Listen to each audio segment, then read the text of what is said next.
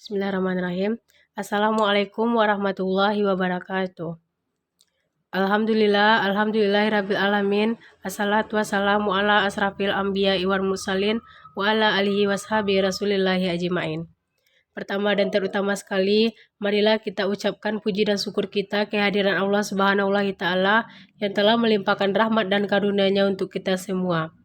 Salawat dan salam tak lupa pula kita sanjungkan buat Nabi besar kita, yakni Nabi Muhammad SAW yang telah bersusah payah membawa kita dari alam kegelapan kepada alam yang terang benderang seperti yang telah kita rasakan pada saat sekarang ini. Yang saya hormati Ibu dosen pembimbing kita yaitu Ibu Riri Marfilinda MPD dan teman-teman semua. Baiklah, saya Yevnita Delfailni BP 17231 sebagai moderator. Kami dari kelompok 3 akan memulai diskusi kita pada hari ini, yaitu tentang taksonomi Bloom ranah kognitif. Sebelumnya, saya akan memperkenalkan teman-teman saya terlebih dahulu, yaitu Yuti Oktarina Ningsi BP 17240, Cynthia Amalia Utami BP 17241, Fitri Insani 17250, dan Rozi Musdalifah BP 17252. Baiklah, materi yang pertama yaitu sejarah dan pengertian taksonomi Bloom yang akan dijelaskan oleh Fitri Insani. Kepada Fitri Insani, saya persilakan. Terima kasih kepada moderator. Di sini saya akan membacakan materi mengenai sejarah dan pengertian taksonomi Bloom. Kata taksonomi diambil dari bahasa Yunani tasian yang berarti untuk mengklasifikasi dan nomos yang berarti aturan. Taksonomi dapat diartikan sebagai klasifikasi berhierarki dari sesuatu atau prinsip yang mendasari klasifikasi. Hampir semua benda bergerak, benda diam, tempat, dan kejadian dapat diklasifikasikan menurut beberapa skema taksonomi. Taksonomi menurut Kamus Besar Bahasa Indonesia mempunyai arti, klasifikasi bidang ilmu, kaidah dan prinsip yang meliputi pengklasifikasian objek. Taksonomi Bloom sendiri adalah taksonomi dalam bidang kependidikan yang dicetuskan oleh Benjamin S. Bloom. Taksonomi ini bertujuan untuk mengklasifikasi materi atau tujuan dari pendidikan. Sekian, saya kembalikan kepada moderator.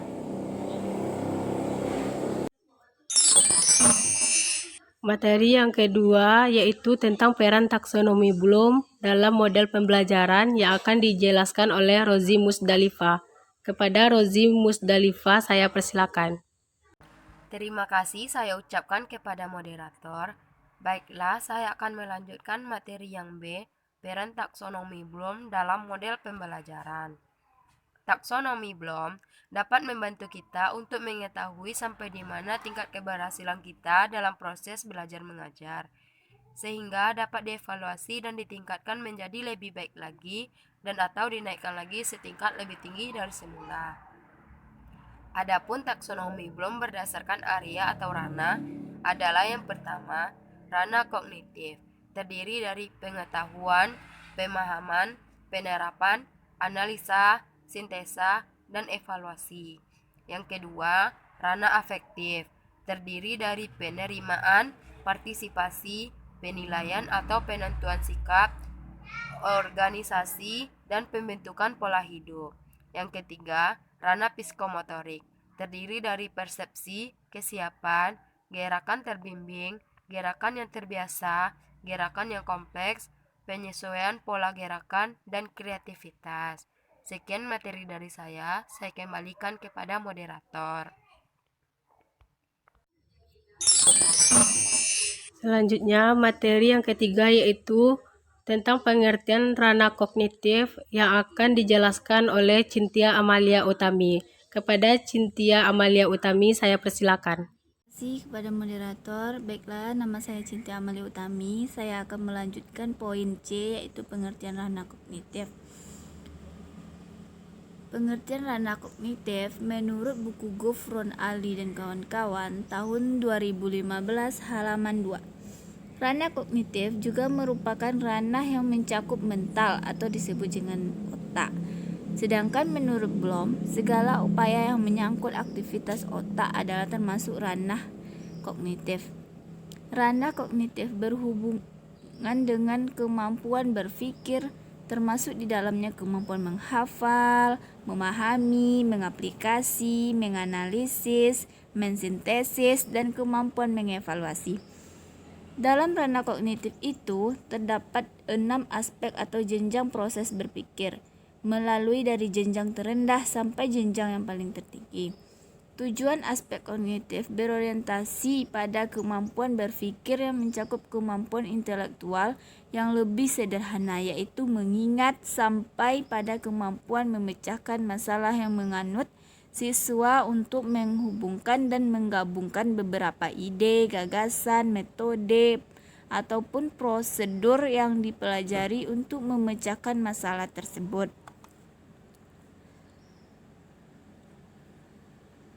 Pembelajaran yang menerapkan aspek kognitif memberikan alat kepada peserta didik untuk mengembangkan keterampilannya dan melakukan sendiri. Dicontohkan pada saat pembelajaran membaca. Agar peserta didik dapat membaca dengan baik, maka yang harus dilakukan guru ialah membekali peserta didik dengan metode. Metode yang dimaksud dengan menggunakan what atau where dalam proses membaca, agar para peserta didik dapat menghasilkan atau membuat pertanyaan yang mengantarkan mereka mengerti apa yang mereka baca. Tujuan belajar dengan kemampuan tertinggi dari domain kognitif, yaitu kognitif menurut taksonomi Gini atau di atas Bayot.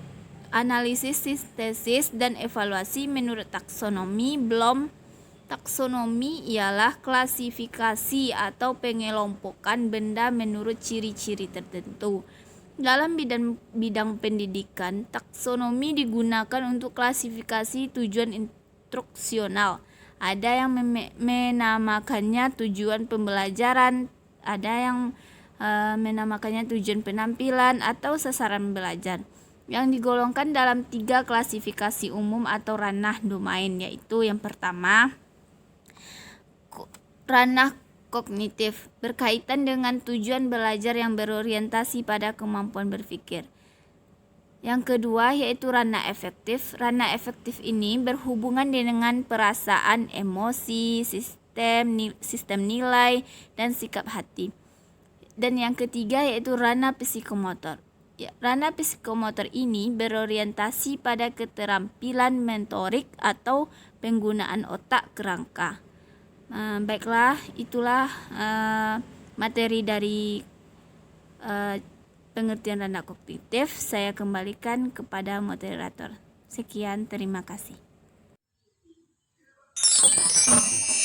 Dan materi yang terakhir yaitu tentang tingkatan taksonomi Bloom ranah kognitif yang akan dijelaskan oleh Yuti Oktarina Ningsi. Kepada Yuti Oktarina Ningsi, saya persilakan.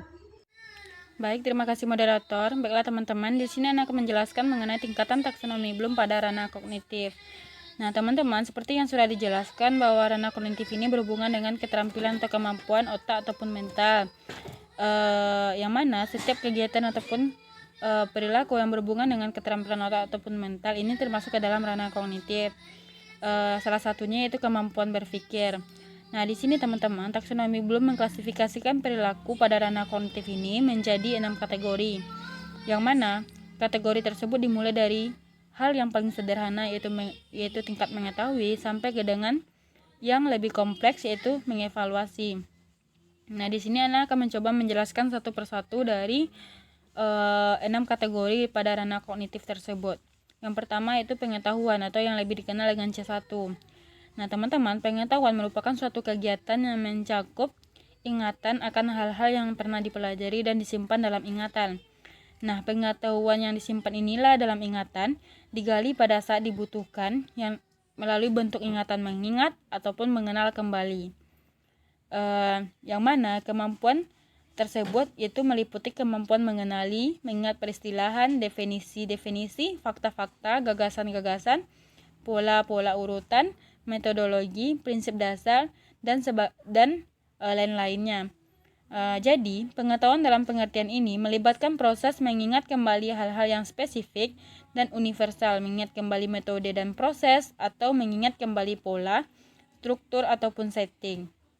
Nah, teman-teman, pengetahuan ini pun dibagi menjadi 3 bagian. Yang pertama yaitu pengetahuan tentang hal-hal pokok. Yang kedua yaitu pengetahuan tentang cara memperlakukan hal-hal pokok. Yang ketiga yaitu pengetahuan tentang hal-hal yang umum dan abstrak. Pengetahuan tentang hal-hal pokok yaitu merupakan pengetahuan dengan kegiatan mengingat kembali hal-hal yang spesifik yang penekanannya itu berdasarkan pada simbol-simbol dari acuan yang konkret. Contohnya seperti pengetahuan tentang terminologi ataupun pengetahuan tentang fakta-fakta khusus. Nah, yang kemudian yaitu pengetahuan tentang cara memperlakukan hal-hal pokok. Merupakan pengetahuan yang meliputi kegiatan untuk mengetahui cara-cara untuk mengorganisasi, mempelajari, menilai, dan mengkritik. Nah, pengetahuan ini pun dibagi menjadi beberapa bagian. Yang pertama yaitu pengetahuan tentang konvensi. Yang kedua, pengetahuan tentang kecenderungan ataupun urutan. Pengetahuan tentang klasifikasi dan kategori. Pengetahuan tentang tolak ukur dan pengetahuan tentang metodologi. Nah, pengetahuan selanjutnya yaitu pengetahuan tentang hal-hal yang umum atau universal dan abstrak dalam satu bidang, yaitu merupakan pengetahuan tentang skema-skema dan pola-pola pokok untuk mengorganisasi fenomena dan ide. Pengetahuan tentang hal yang umum dan abstrak inilah yang nantinya menjadi pengetahuan yang kompleks kayak gitu. Nah, yang kedua yaitu dari segi pemahaman atau yang lebih dikenal dengan C2. Merupakan pemahaman ini bersangkutan dengan inti dari sesuatu. Ialah suatu bentuk pengertian ataupun pemahaman yang menyebabkan seseorang mengetahui apa yang sedang dikomunikasikan dan dapat menggunakan bahan ataupun ide yang sedang dikomunikasikan itu tanpa harus menghubungkannya dengan bahan lain. Nah, pemahaman ini satu tingkat di atas pengetahuan. Nah, teman-teman, pemahaman ini dibedakan pula menjadi 3 bagian. Yang pertama itu penerjemahan. Penerjemahan ini merupakan suatu kemampuan untuk memahami suatu ide yang dinyatakan dengan cara lain daripada pernyataan asli yang dikenal sebelumnya. Yang kedua yaitu penafsiran. Merupakan suatu penjelasan ataupun rangkuman atas suatu komunikasi. Misalnya yaitu ketika kita menafsirkan berbagai data yang sosial yang direkam, diubah ataupun disusun dalam bentuk lain seperti grafik, tabel, ataupun diagram. Nah, jenis ini melibatkan komunikasi sebagai konfigurasi ide yang pemahamannya itu mungkin membutuhkan penataan ulang menjadi konfigurasi baru di benak individu. Hal ini juga termasuk kepada berpikir tentang kepentingan ide-ide relatif, keterkaitan mereka, dan relevansinya dengan generalisasi yang dijelaskan dalam komunikasi asli. Nah, yang ketiga yaitu extrapolation, merupakan pembuatan estimasi atau prediksi berdasarkan tren, kecenderungan, ataupun kondisi yang dijelaskan dalam komunikasi. Ekstrapolasi juga melibatkan pembuatan kesimpulan sehubungan dengan implikasi, konsekuensi, akibat wajar, dan akibat yang sesuai dengan kondisi yang dijelaskan dalam komunikasi. Jadi, pada pemahaman yang ketiga ini merupakan pemahaman dalam bentuk di mana kita itu dapat membuat kesimpulan-kesimpulan dari apa yang telah kita pahami tersebut. Nah, yang ketiga yaitu dari segi penerapan atau yang lebih dikenal dengan C3. Ini merupakan kategori yang tingkatnya itu lebih di atas dari satu tingkat di atas dari pemahaman kayak gitu. Nah, di tingkat ini seseorang memiliki kemampuan untuk menerapkan gagasan, prosedur, metode, rumusan, teori, prinsip di dalam berbagai situasi. Kemampuan untuk menerapkan suatu kaidah atau metode untuk menghadapi suatu kasus atau problem yang konkret ataupun nyata dan baru. Nah, ini juga termasuk ke dalam segi penerapan ini atau C3. Nah, teman-teman, di mana kemampuan yang dinyatakan dalam yang dinyatakan dalam aplikasi suatu rumus pada persoalan yang dihadapi atau aplikasi suatu metode kerja pada pemecahan problem baru ini. Misalnya itu ketika kita menggunakan prinsip dan lain sebagainya. Jadi ini juga merupakan bentuk dari kemampuan penerapan atau application atau yang lebih dikenal dengan C3 ini, teman-teman. Nah, kemudian penerapan ini juga membutuhkan pemahaman dan metode teori, prinsip ataupun abstrak yang diterapkan. Jadi, walaupun penerapan ini satu tingkat di atas pemahaman, namun dalam upaya penerapan ini juga seseorang itu tersebut juga membutuhkan yang namanya pemahaman dan juga pengetahuan. Sebagai contoh sepertinya yaitu contohnya agar teh dalam gelas cepat mendingin maka tutup gelas harus dibuka. Itu merupakan dalam bidang fisika. Orang perlu menyirami tanaman agar tidak layu. Itu termasuk ke dalam bidang biologi. Dan jari yang terlukai harus diberi obat merah. Itu termasuk ke dalam bidang kesehatan. Itu merupakan contoh dari bentuk penerapan atau C3 tadi, teman-teman. Yang keempat yaitu analisis atau yang lebih dikenal dengan C4. Analisis ini diartikan sebagai pemecahan ataupun pemisahan suatu komunikasi, peristiwa ataupun pengertian menjadi unsur-unsur penyusunnya sehingga ide dalam artian pengertian ataupun konsep ini itu relatif menjadi lebih jelas dan hubungan antar ide-ide lebih eksplisit. Di tingkat analisis inilah seseorang mampu memecahkan informasi yang kompleks menjadi bagian-bagian kecil dan mengaitkan informasi dengan informasi lain. Teman-teman, kemampuan untuk merinci suatu kesatuan ke dalam bagian-bagian sehingga untuk keseluruhan ataupun organisasinya dapat dipahami dengan baik. Kemampuan ini setingkat lebih tinggi pula dari kemampuan penerapan kayak gitu, teman-teman. Teman-teman, jadi dari segi analisis ini seseorang tersebut dapat memecahkan suatu permasalahan, suatu isi komunikasi menjadi elemen-elemen sehingga ide-idenya itu menjadi jelas. Kategori analisis dibedakan pula menjadi beberapa bagian, teman-teman. Yang pertama itu analisis elemen, yaitu analisis elemen-elemen dari suatu komunikasi.